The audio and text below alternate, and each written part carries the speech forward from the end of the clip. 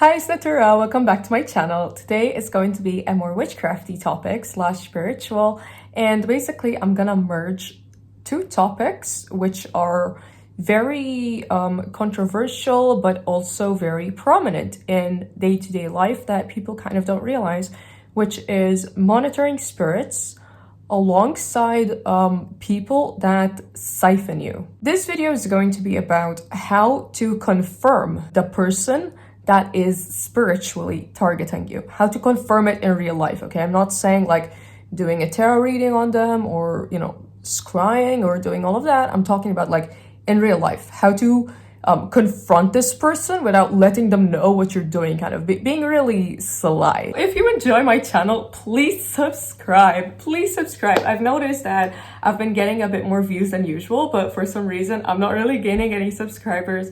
And I know that people don't really subscribe anymore nowadays, like it's kind of dialed down, that kind of subscribing culture, but please subscribe to my channel, guys. I work really hard to pump out as much videos as I can and to be as creative as I can, and obviously I'm gonna always do my best. I'm gonna always try harder, and yeah, subscribe for spiritual things and a little bit of other things, I guess. What are monitoring spirits? Monitoring spirits are basically people or spirits, so entities, that spy on human beings / developed souls. So in the spirit world, human beings aren't seen as human beings the way we humans see ourselves or animals see us, you know, just this. We're a mammal, okay, we're physical. So the way spirits and entities see us, they see us as souls. Okay, so the word soul is quite different to the word spirit. So a spirit is just simply referring to a manifestation of a floating psyche. It's just a psyche, okay? Soul is, okay, a floating psyche. It's a type of spirit, but it's more developed. It's conscious. It's not only conscious, but it has a moral compass. Souls have moral compasses. Even if the person, for example, is considered psychopathic, they still have their own version of a moral compass, okay? So a soul belongs within a human being or a human being that passed. So their soul, a ghost, okay? So either a human being or a ghost. A ghost is a human being that has passed, but is still stuck resolving their karma in the 3D world, right? Those are souls, okay? Anything that comes from a human being. Some people, I personally as well, believe that all mammals have souls. So it's not only human, but it's also mammals. So I personally believe that cats, dogs, dolphins, any other mammals also have conscious thoughts, moral compasses, kind of. They morally have feelings about reality. They are sentient, basically is what I'm trying to say. Mammals are sentient, and this is not only solely based on just my woo experience, but it's also like scientifically backed that actually a lot of animal species are sentient. So that's what I see as souls, right? Anything that's a living body / a ghost, a body that has passed and is still kind of lingering. Spirits, on the other hand, they're simply entities which are formations. So they're like ground spirits that take form to come speak to humans in a manipulative manner. There are other spirits which we humans consider as deities or like good spirits, okay? A guidance, these types of things. So anyways, now that I've kind of explained what like spirits are and the differentiation between spirits and souls, let's get into monitoring spirits specifically.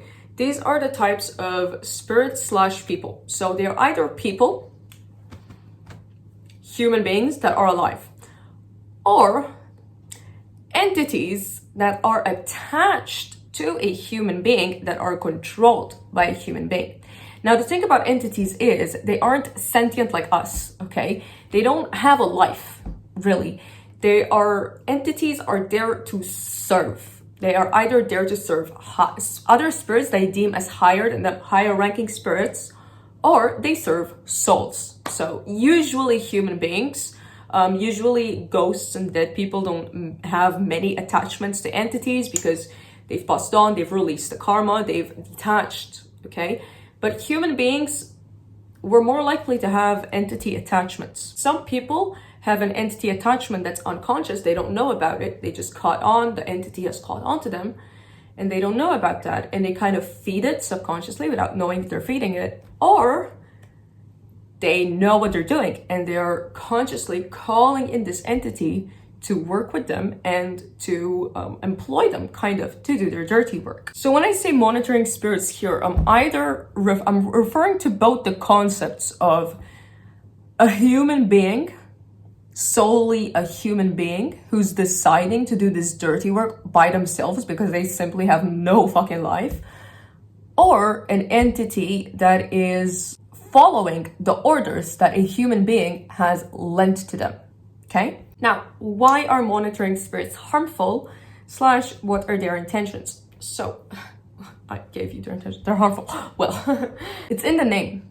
Monitoring spirits' intentions are to monitor you, okay?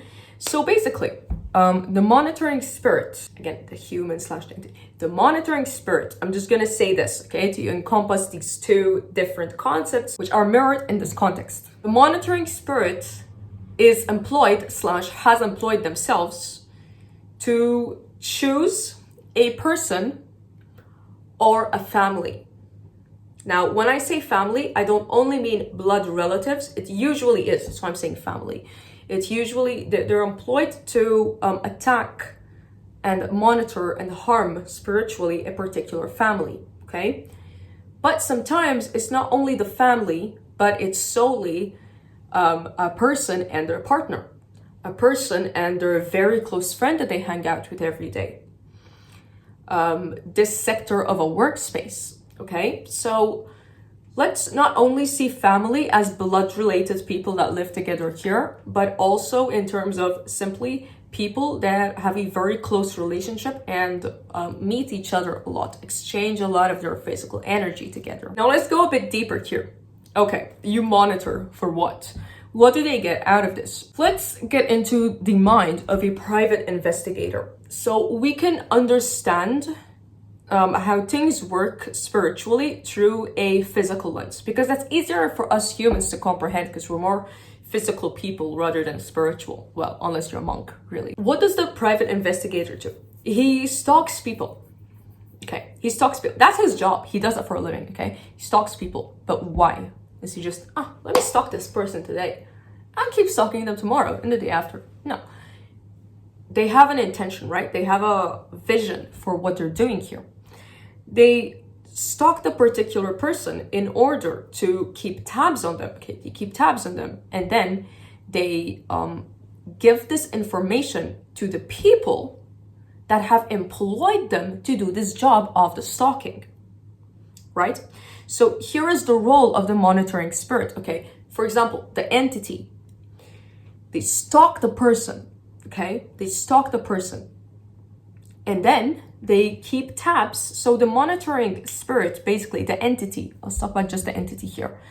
It's like an AI, okay? It's not like a human being. They don't work like us. They work like an AI, a code. They're a code. So if I, for example, employed this random spirit, okay?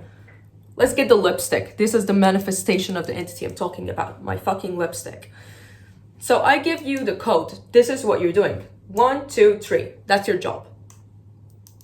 Floats around, finds the person that I'm targeting, goes to do 1, 2, 3. Gathers this information, okay? Comes back to me and goes 4, 5, 6. That's your answer.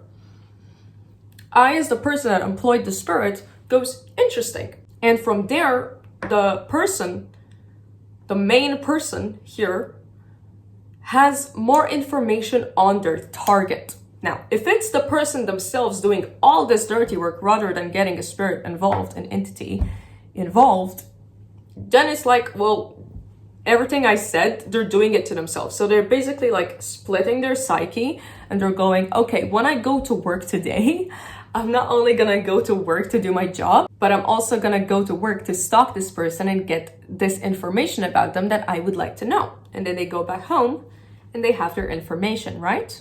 So what fuels this person to do all of this dirty work on a targeted person? Very simple. It's the same old shit that nobody wants to hear, okay? Yes, it's envy. It's as simple as that. It's envy, jealousy. I don't think it's jealousy, okay? Now, the difference between envy and jealousy is jealousy is just like, oh, you have the thing, I wish I had it too. Yeah, that's jealousy. Envy is like, oh, I'm gonna destroy you to take what you have because I simply couldn't get it myself. So jealousy is like, we're all jealous sometimes, okay? It happens to literally fucking everybody. I'm sure even Jesus felt jealousy, okay? Like, it's just it's one of the most basic human evolutionary emotions, okay? So I don't think that jealousy is gonna get you to go through literally like all this bullshit, because nobody has a fucking, who fucking cares, right? Envy is targeted, okay? Envy and hate. I'm gonna do what I can to destroy you because I hate you. I simply hate you. And that's how these people feel, okay? If you are a victim of one of these people, you know, they hate you. They're so envious of you because they hate you. Interesting. They have some bitter feelings towards you, and you genuinely might be the sweetest person in the world, had been nothing but nice to them, nothing but caring, nothing but helpful, nothing but considerate to these people, empathetic, heard them when they needed an ear, you know, listened to them, was there for them, whatever. It's not about how much you did for them. This person knows that the person they are targeting has done nothing wrong. And if they have done something wrong in their lives, genuinely like morally wrong and evil, usually they know that it wasn't to them. It wasn't about them. It was like something they've done in their past, you know? The person knows that the person that they are targeting has no deep correlation towards them. And that is part of the thing that drives them to go ham. That is one of their motivations, okay? Because they see you, if you are a victim of them, for example, they see you as this person that's so, wow, that's you? Wow. And they see you as unreachable, okay? And whatever that is. If it's a woman, maybe you're skinnier than her. Maybe your boyfriend is more loving than hers. Maybe you're prettier than her, okay? If you're a man, you're richer than him. Your wife loves you and his wife doesn't love him, you know. There's a lot of these. It's usually something really superficial like that, because you're like, Nettura, does it have to be this fucking superficial? Yes, it does. Yes. It is this superficial. Yes, it is, okay? It is. And you might be shocked because everything we're talking about here is so, not unsuperficial, but very like conceptual and abstract and very mentally stimulating. You know, you're thinking a lot here.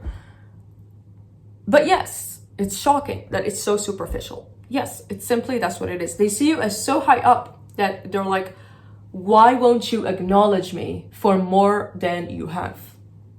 Why aren't you making this effort to have this deep bond with me and chase me? And they get angry at this. They get annoyed at you. They get annoyed that you see yourself on this high pedestal that you wouldn't talk to them. That's this loser beneath you. That is how they view you and how they view the way you're thinking. Even if you probably just don't care. You're probably just introverted, or you're just there to do your job and leave. You don't care to make friends, you know? Or maybe you've tried to be their friend and they didn't see it. They didn't perceive that you are trying to be their friend. It's just the way it is. So yeah, that's what fuels them really. What type of info do they seek about you? So anything that is a misfortune to you, that they perceive as a misfortune to you. Because let me give you some personal examples now. Me personally, I'm the type of person that I see everything the same way, okay? If I have a life-threatening illness versus if I got a really annoying cold, to me, I perceive it the same way personally. I'm just like, well, I'm annoyed that my health is shit. It's not that one I'm gonna be distraught about and one I'm gonna be like, nothing happened. I personally, I'm very like detached and stoic. I'm like, nothing matters. But also, I'm kind of gonna be annoyed at everything because it's just annoying me in my reality, right? But for these types of people, it's like they seem to have this hierarchy of what's gonna annoy you most. It's like they judge your character and they go, what do I think annoys the most? This topic, this thing, this person. No, they start going into this. Even if they have wrong judgment about you, even if you don't actually have this hierarchy, they will make it for you because they're that fucking delusional and they have this much time on their hands, okay? So, for example, one time I went to work and I was a bit like agitated, kind of. And this colleague asked me, and she was like, what's wrong? You've been seeming a bit more agitated the more you come to work, you know? And I'm just like, yeah, well, my period is like 2 months late. I'm just worrying, you know, I'm just worrying. And I didn't put it in a down voice of like, oh, my period's so late. No, I wasn't like that. I was like, yeah, you know, my period's like 2 months late. I'm kind of worrying. Like that was my tone, okay? I wasn't being a fucking downer. You asked me what happened, I told you, I don't really give a shit, you know? And she fucking said, what would you say in a situation as a woman? What would you say? Because it's certainly not what fucking she said, bitch. Okay, she went, oh, congratulations! What do you want me to tell you? That is what she fucking told me, okay? So when I started this job, I always had an instinct about her. I had this instinct about her. I was like, this woman is fucking evil. I just know it. I just know. I can't put my finger on why. I can't put my finger on how. I can't put it on why, but I just know she's fucking evil. And this, what I just said about she thought I was pregnant thing, it was the first nail in the coffin for me where I was like, okay, that's my first confirmation. So from then on, I decided, okay, I was like, well, I've got some time on my hands when I'm at work because I'm frankly bored when I'm at work. Thing about me is I'm very employed in my life, okay? In my personal life, I'm very employed. I always have something to do, something to look for, something to work on. I always have something. And if I'm doing nothing with a purpose of achieving something. I'm that type of person. I'm very calculating, okay? But the thing is, when I'm at work, I'm very bored, you know? So I'm like, you know what? I have some time on my hands where I'm not allowed to be on my phone. So I'm gonna use it. And if someone's fucking with me, then I'm gonna start fucking with them because I'm kind of bored. And they also deserve it. So yeah. So I decided to try to test her to confirm even more if she was actually trying to fuck with me. So a little bit of context, I was hearing some things about me, hearing some rumors. And I was also noticing myself being very excluded, and it was her that was making people exclude me. Like, you can see the way people move, you can see their body language, you can see who's the shepherd of the sheep in the room. You can see it, okay? And she was always a shepherd. So I was like, this is really interesting. Let me fuck with her a little more so I can confirm if all of my gut feelings are true and if I should fucking run, okay? So I started feeding her some little bits of information about myself. And I remember one time I went to work and I was like clearly crying like on the way to work. I was clearly crying. And she asked me, she's like, what's wrong? Why are you crying? And I decided, once again, let me tell the truth. Because the thing about me is I'm not a good liar. It's not that I'm not a good liar. I'm a very good liar, but I don't like to lie because I don't remember my lies as if they are reality. So I'm gonna forget that I lied and then tell you the truth. And then you're gonna be like, oh, so you lied to me. And then we're gonna have a back and forth. So I like to tell the truth. And I was like, you know what? Let me tell her the truth. Let me see what the fuck she's gonna come up with this time.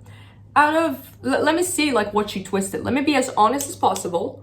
So all the lies that I hear, I know that are lies by her. Because not telling anyone else, and I'm simply saying the truth, which I know is the truth, right? So I told her, well, my grandma's going through a really tough time, and it doesn't look like she has much time left, you know. And again, when somebody tells you this information, when somebody feeds you this information, what is your reaction? I'm so sorry for you. Tell her to get well soon. My condolences. You have so many options. You can also freeze. If you're the type of person that freezes at some serious shit, you can freeze and go, I'm sorry. You know, you can do a bit of that. Do you really have to be evil about it? But she did. So, you know what she says? Her reaction was, she started laughing. Miss Girl started laughing. Okay, she started laughing. And not only did she laugh at me, but she also turned around and went away from me. Like, she didn't turn around to do something, you know. She turned around and she stood away from me. As if I had the plague. And that told me everything that I needed to know, basically. It told me everything that I needed to know. So, circling back to the question of what type of information do they like about you? They like information that makes them feel that they are above you in any way, shape, or form, which is, I don't know, them getting to know that they have more money than you in their bank account, or that they earn more than you in their paycheck, or that they're happily married and you're getting a divorce, or that someone in your family has health issues while no one in their family has health issues currently. Anything that shows them that they are above you in any way, shape, or form. I know it's really fucked up to refer to, for example, somebody having health issues in their family as information and someone else is doing better than you if you have health issues in your family. But this is, I'm taking you through the mind of this person, okay? Obviously, I don't believe that somebody's grandma going through a tough time is tea and drama and I'm so much better than you if you're going through that. But this is what these types of people genuinely think. You have to understand that these types of people literally get off, okay? Sorry for the vulgarity, but they literally get off to, in their perspective, them doing better than you, okay? So, yeah, anyways, how do you deal with these people, okay? How do you deal with these people? So you can go through two different methods. You have to go through it in the same manner, but then you can divert either to one side or to the other direction. You need to test them in order to confirm that it's them. Because obviously, with these types of people, it's not only that they are genuinely spiritually stalking you, which you might either not notice or you feel it in your gut, but you're like, whatever, you know, it doesn't fucking matter to me because I'm just gonna live the way I'm living anyway. But they're also like spreading rumors about you. They're making people exclude you. They're driving people to see you as this monster that they're trying to portray you to be. They're projecting themselves onto you and they are swapping your roles. They are masquerading themselves as the pure person that you are, while masquerading you as the evil monster that they are, okay? So that's why they are like so harmful and you have to tackle them. Now, how do you tackle them? You need to test them, okay? You need to test them in order to confirm, of course, that it's them. For you to take the correct measures and for you to also not feel bad about taking these measures and deciding to stop trusting them, stop fucking with them, really. That's the thing about really empathetic people, is that we feel bad for excluding people. We feel bad for choosing to not trust someone because we truly believe that everyone is good deep inside, even if they're bad up here, but like there's purity within them. But it doesn't matter, you know, if this person isn't operating out of the purity that is in their potential, they're harmful, right? So we need to cut them off. So first we need to test them, okay? So you need to feed them information. Now you can either go through the route that I did, depends on the type of person that you are and how you think, okay? It depends on how good your memory is, because personally, it's very good, like I remember things that happen, but I don't like remember information so sharply, for example. So if you're the type of person like me that remembers events more than points, then you should, I think, start testing them with feeding them some information about yourself. So I don't know, for example, yeah, I had this horrible relationship. My ex treated me really badly. And then you're gonna see how they're gonna use that. You just feed them vulnerable information about you. Now, obviously, you need to be smart enough to not feed them the most vulnerable information. Just vulnerable enough, okay? But not vulnerable enough for them to actually hurt you about it, okay? So vulnerable enough information about you so you can see what you're doing with this information. If you're the type of person opposite to me, which you don't remember scenarios that much, but you remember things like this, kind of like a computer, like a CPU, okay, then I think that it's better for you to feed them fake news about yourself. So it kind of depends on how you think and what you would remember, really, because you need to remember what you're doing in this situation in order to conclude your experiment, I guess, on them. So you can feed them fake news. Like, I don't know, for example, you got your period fair and square and you're like, well, yeah, my period hasn't come, I think I'm pregnant, and you're gonna go and see what you're gonna do with this information. So if next time you go to work, you start hearing whore, you know who it was. Any other things, just start lying about yourself and see what they're gonna do with this information. So that's kind of how you tackle them. And then it's like, you see, you know, because even if they don't actually go and do anything with this, you don't see them do anything with the information you fed them, you'll see how they're treating you after you told them what you've told them. For example, this person that I fed this 2 informations about me to, okay, my period's late and my grandma's not doing well, both times after I fed her this information about myself, she started treating me genuinely horribly. Like, she was screaming at me in front of customers. She was ignoring me on purpose. She was just throwing things at me. All of these things that she wasn't doing when she perceived me as perfect, Miss Little Perfect, having the Miss Little Perfect life. Okay, so it's not only about what they do with this information. Obviously, you need to see how they're treating you as well, in their body language, and how other people around you that you didn't feed this information to are treating you after you fed this information to this person that you suspect is targeting you, okay? Now, after you conclude your experiment, you can conclude and see, was I wrong about them?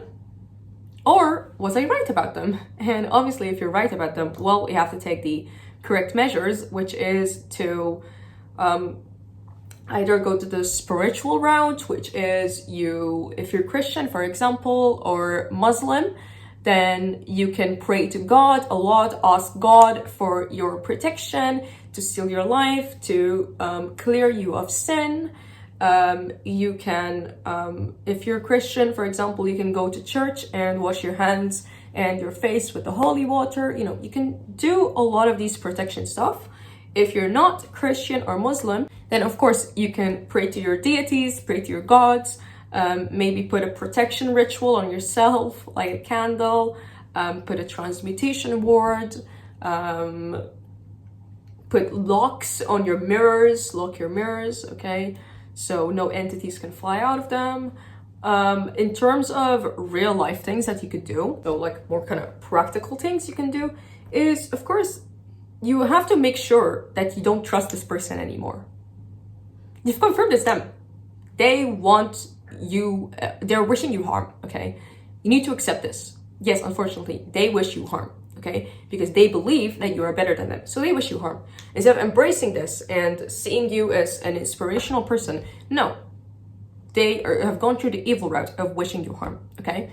So you need to make sure that you know this and you don't go back on it and go, well, I feel bad for thinking this way about them. No.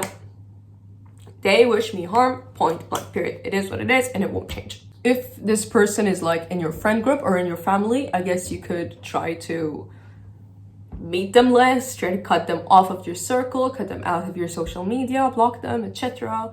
If you work with this person, try your best to like not be next to them when you're working. Try your best, you know, when they come next to you, take a second and then go away from them. Again, don't make it obvious that you're excluding them from your own circle personally, but you need to do this in order to protect yourself, really. Not only to protect your aura spiritually, but also just, it's bad vibes. You know, you're gonna think about, if you're gonna see somebody, you're gonna think about seeing them. So it's like you're giving them this unnecessary mental energy that you could simply save for, I don't know, doing your job or just on yourself, really. So yeah, that's my advice. That's this video done. Please like the video if you liked it. Please comment your thoughts. Please subscribe to my channel. Please subscribe to my channel. Please subscribe. You have been nominated. Please subscribe to my channel. If you'd like me to do any other topics or any other videos, or just you have any questions for me to respond to, let me know in the comment section. And that's that. Goodbye. Thank you for coming.